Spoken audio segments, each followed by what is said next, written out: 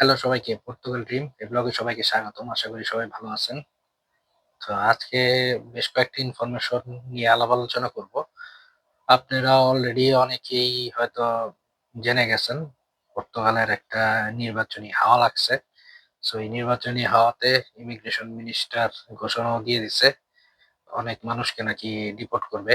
Already নাকি coming উইকে আপনার ৪,৫০০ মানুষরে নাকি ডিপোর্টেশনের লেটার পাঠাবে।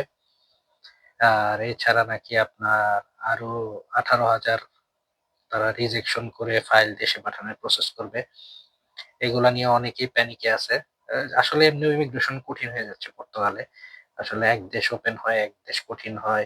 এরকমই চলতে থাকে। কোন সময় ইটালিতে সোজা করে, কোন সময় স্পেনে সোজা করে, কোন সময় ফ্রান্সে, কোন সময় পর্তুগালে।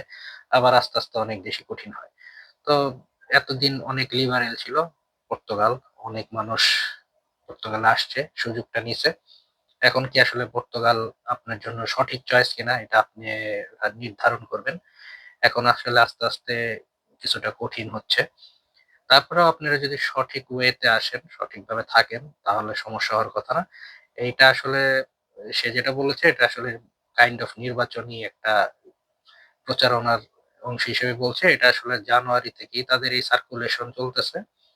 আর যারা ক্রিমিনাল বা অপরাধী বা যাদের ফাইল ইনকমপ্লিট বা যাদের কোনো সমস্যা আছে ফাইলে, এগুলো তো রিজেক্ট হবে। এটা যেমন নরমাল প্রসেস।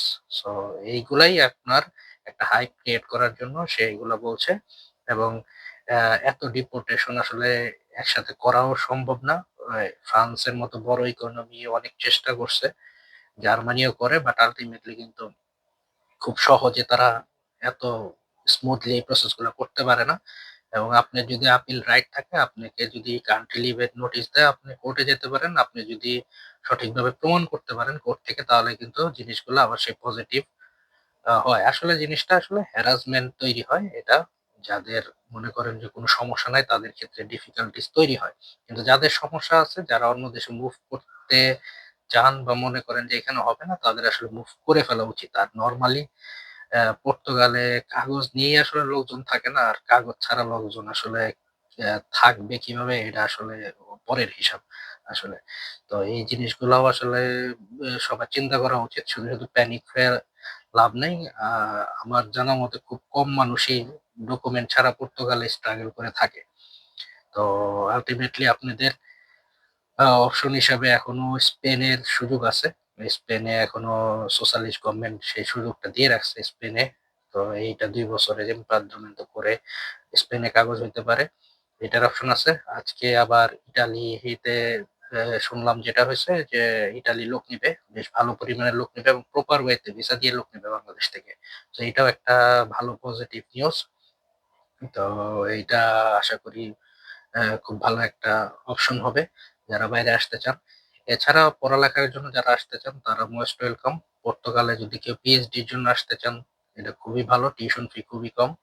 আপনি চাইলে এখানে হয়তো আ কোনো ম্যানেজ করতে পারবেন। আ স্কলারশিপও ম্যানেজ করতে পারবেন যদি আপনি স্টুডেন্ট ভালো হন। এবং পিএইচডির পরে কিন্তু আপনার এখানকার পাসপোর্ট হওয়ার সম্ভাবনাও কিন্তু থাকে।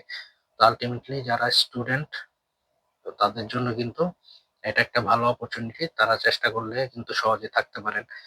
আর এছাড়া যারা আসলে শর্টকাট খোঁজেন সবসময়, শর্টকাট দিয়ে কিন্তু আসলে ইজি কোনো আপনার ওয়ে নাই এইখানে। তো শর্টকাটের রাস্তা আসলে ঐরকমই হয় অবস্থাগুলা। তো আল্টিমেটলি যারা শুধুমাত্র এইখানে ঢোকার চেষ্টা করতেছেন, কিন্তু এখানে কি করবেন, না করবেন এটা আগে মাথায় নিয়ে আসবেন। যারা জব ভিসায় আসতেছেন তারা শুধুমাত্র ওই কোম্পানিতে জব করতে হবে। যারা পড়তে আসতেছেন তাদের পড়তে হবে। পড়ার পাশাপাশি আপনারা চাইলে কিছু করতে পারবেন। সেটা নিয়ে সমস্যা নাই। কিন্তু এছাড়া আসলে এইখানে এসে আপনি কি করবেন এত টাকা খরচ করে? অনেকেই বলে যে ভাই অমুকে ৳২০,০০,০০০ চাইতেছে, উনিকে ৳২৫,০০,০০০ চাইতেছে। মানে বিভিন্ন রেটে চাইতেছে এখানে আনাতে। এখন এত টাকা খরচ করে আসলে আপনারা এসে করবেনটা কি? এটা একটা কথা। আর এখন যেটা নিয়ম অনুযায়ী আপনি যে কোম্পানিতে আসবেন ওই কোম্পানিতেই কাজ করতে হবে। ওই কোম্পানিতে আপনার যদি বেসিক সেলারি ৮৭০ এই জায়গার, এই টাকা পেমেন্ট করে, এই টাকা সেলারি দেয় তাহলে আপনি ফ্যামিলি তো আনতে পারতেছেন না ১, যে যদি ম্যারিড হয়ে থাকেন। আর যদি আপনি আনম্যারিড হন এই টাকা দিয়ে আসলে আপনার খুব বেশি কিছু করতে পারবেন না ২০-২৫ লাখ টাকা দিয়ে এসে। আর যাদের ইনটেনশন কার্ড পাওয়া পর্যন্ত শুধু থাকবেন, তারপরে অন্য দেশে চলে যাবেন, যে কাজ করবেন। তো এইগুলাও আপনারা মাথায় রাইখেন। আপনি হয়তো ২ বছরের কার্ড ১ম এ পাবেন। তারপর আপনি চলে যাওয়ার পরে আবার যদি আপনি আসেন, ২ বছর পর যখন কার্ড রিনিউ করার সময় আসবে, তখন কিন্তু আপনি সাফার করবেন। এটা আপনি মোটামুটি ধরে রাখেন। তো তখন কিন্তু একটা সমস্যা তৈরি হবে। আপনাকে কিন্তু আইমা তখন আ রিজেক্ট করে দিতে পারে ফাইল। মোটামুটি এটা একটা অপশন ধরেই রাখেন।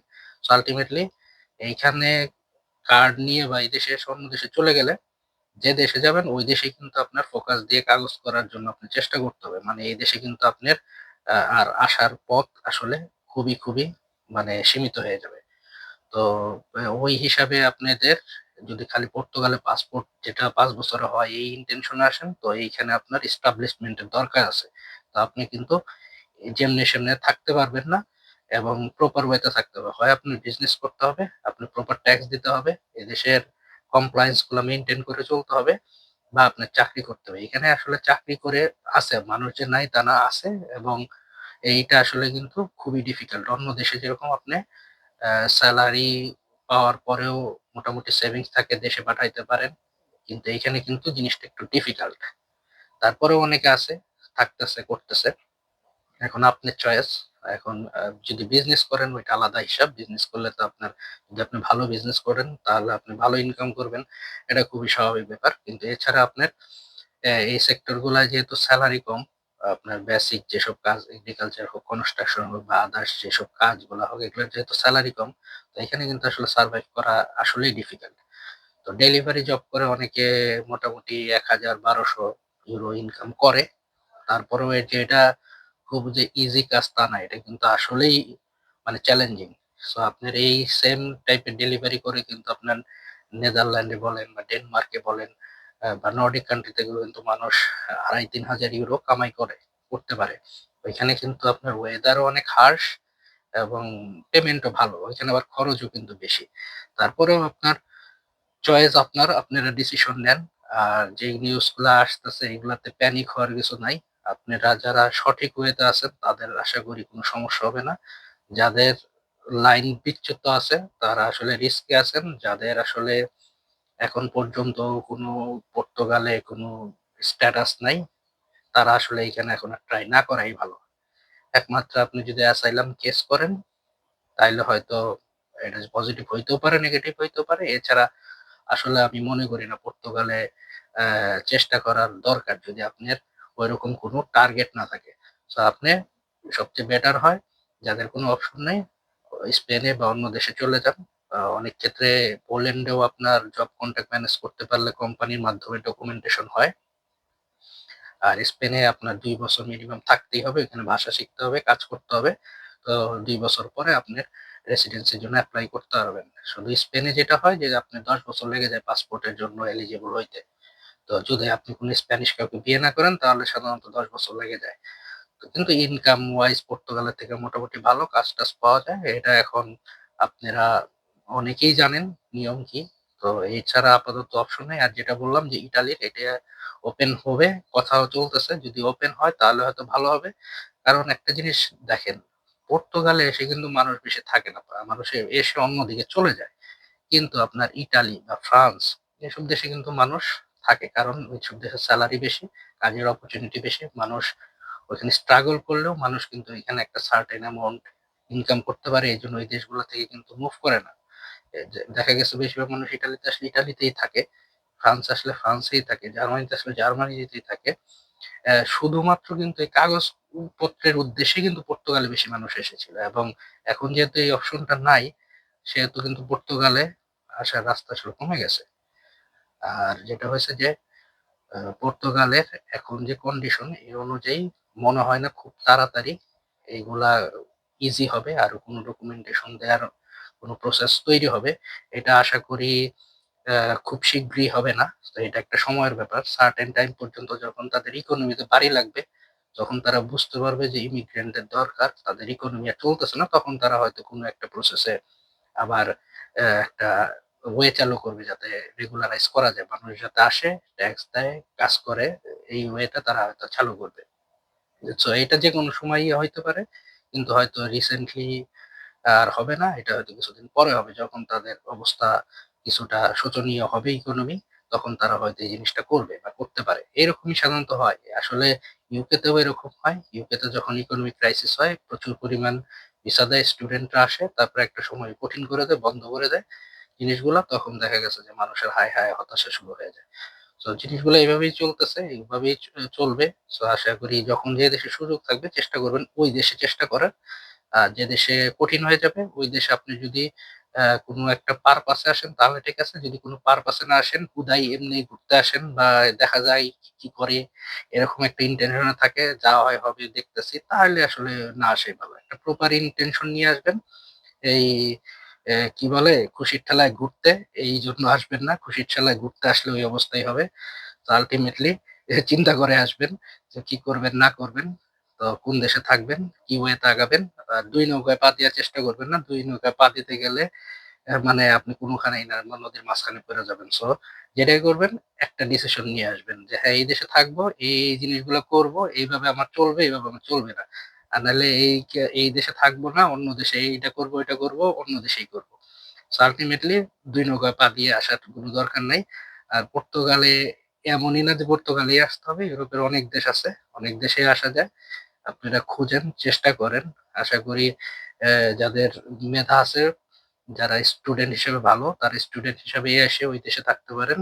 আর কাজের ক্ষেত্রেও সব দেশেই আপনারা কিন্তু চাইলে এপ্লাই করতে পারেন। পৃথিবীর সব দেশেই কিন্তু আপনার জবের জন্য এপ্লাই করা যায়। আপনাকে যদি কোম্পানি সিলেক্ট করে ডকুমেন্টেশন দেয়, যেকোনো দেশে কিন্তু আপনি আসতে পারেন। পর্তুগালে নট নেসেসারিলি আপনার সোজা এরকম কিন্তু না। পর্তুগালেও কিন্তু আপনার কাঠখড় পুড়াইতে হয়। সবাই জানেন ইন্ডিয়া থেকে ভিসা পাওয়া কঠিন। ইন্ডিয়ার ভিসা পাওয়াই কঠিন। তারপর ইন্ডিয়া থেকে আবার পর্তুগালের ভিসা নিতে হয়। তো এম্বাসি না যাওয়া পর্যন্ত এই প্রসেসটা এত সোজাও থাকবে না। তো এত স্ট্রাগল করে, এত টাকা খরচ করে আসলে মানে জব ভিসায় আসলে পর্তুগালে আসাটা খুব বেশি ওয়াইজ না। তারপরেও অনেকে আসতে চান। কারণ খুব তাড়াতাড়ি এখানে আসার পর কার্ডটা হয়। ২ বছরের একটা রেসিডেন্সি পাওয়া যায়। ফ্রি ইউরোপে ঘোরা যায়। এই ইউরোপের যাতায়াতের জন্য এই ফ্রি, এই সুযোগটা নেয়ার জন্য এবং ৫ বছরের পাসপোর্টের জন্য এলিজিবল। সো এই কারণেই আসলে অনেকে আসেন। কিন্তু আপনার টার্গেট কিন্তু নিয়ে আসবেন। মানে আপনি কোথায় কিভাবে ফিক্সড হবেন এইটা। সো আল্টিমেটলি আ এছাড়া আসলে জিনিসটা আসলে কঠিন হয়ে যাচ্ছে। এটা আপনার মাথায় রাখতেই হবে। তো এই তো আর কি। রাজনৈতিক বক্তব্যের কারণেই আসলে প্যানিকিং টা তৈরি হইতেছে অনেক জায়গায়। কিন্তু এটা কিন্তু আসলে আ মানে এমন না যে ঘাট ধাক্কা দিয়ে সবাইকে বের করে দিচ্ছে। আপনার আইন আদালত, কোর্টে যাওয়ার সুযোগ আছে। তো আজ এই পর্যন্তই। সবাই ভালো থাকেন। নেক্সট ব্লগে কথা হবে।